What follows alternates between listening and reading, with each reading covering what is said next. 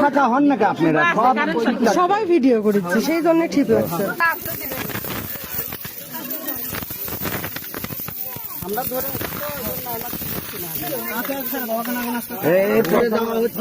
এই যে নাইমা, এই যে নাইমা,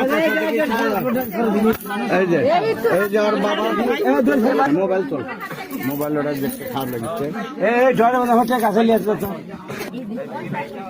আমি তোমাকে আমি দেবো কিছু করবে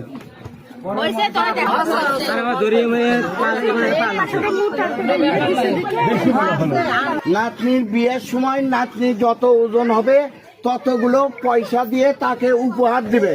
এটা নানার শখ ছিল।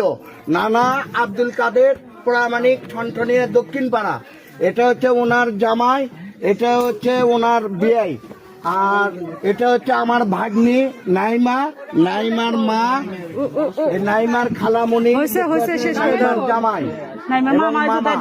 ঠিক আছে, নানি বাসে থাকতো সেই সময় যদি হতো তাহলে আরো ভালো লাগতো। তারই শখ ছিল এটা দেওয়া।